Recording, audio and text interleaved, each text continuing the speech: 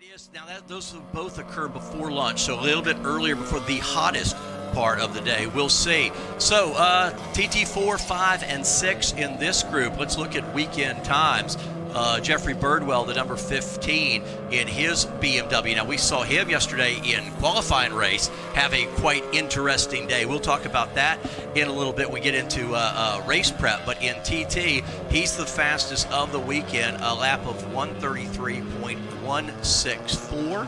And then going to TT5. Let's see what can happen here right now as Birdwell in the 15 is the quickest so far in TT4. And a small instructional moment on racehero.io. If you have made your way over there and you've clicked the live result button, what you want to do is... the Miata qualifying race yesterday, if you sorted by fast lap, you'd have had the third place car. So...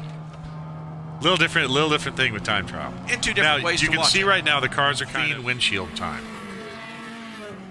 Unlimited horsepower. Well, there's a place for that. Unlimited. Right. But if you want to be class where you're racing and competing and time trialing against cars that really put the success back into the hands of the driver, 137.058. So again, knocking Close. on the door, but not quite. 137, 153. So Lucio, we were following this story. Lucio's out of Texas. He's running an S2000. So, which gives it more displacement. It's called stroker. So he was using that big crank, and it blew up happening. Andre just went by. Andre Eisenbach's a little slower. He's 137, 735. Very slow movers. Maybe if we can go back.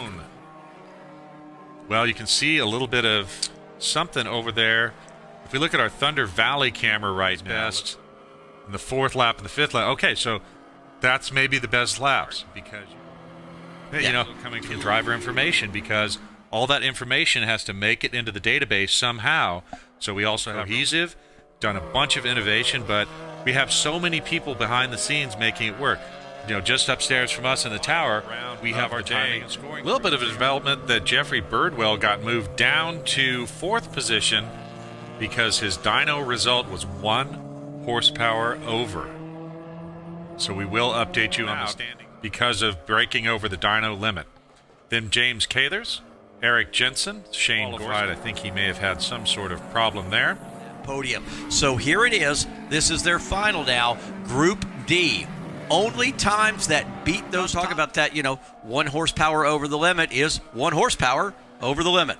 It's true. It's a lap or so. They're just now starting to put some laps in.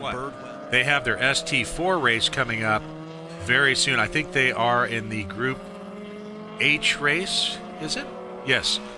So they're in the Group H race after lunch, so I don't think they're going to changes. So that's part I had not even considered until you mention it. Part of it's going to be driven by the 36 is rolling in yet, and that's what we want to look for, that big group of cars turning 36s. And you look at optimum track temperature, and optimum track temperature is not just an absolute. We've got somebody went little grass race. Second place has to be the 32.980. Sonny's best. So Sonny Watanasirasuk's best is a 40. Whoop, we have a spin there. So whoever that was just threw away their whole session. Can you get a car number there? Challenge and Spec Iron all coming up to wrap up what's been just an absolute. May have just laid down a flyer. So Jeffrey Birdwell, last lap, 133. And somebody looping it around there. You see it on camera now. Just came out of turn one. Used way too much racetrack, and you can throw away their times in this session because they are still out there doing a little farming and will rejoin. Yeah, an improvement for him definitely would move him up, but that may have been Shane who spun. So good, way to go, Shane. So busy weekend, yeah. So about 19 minutes down, we are scheduled for 25 minutes. Moves him up in front of Robert Porter. So Samed Rizvi there, moving up into P2, drops Porter down into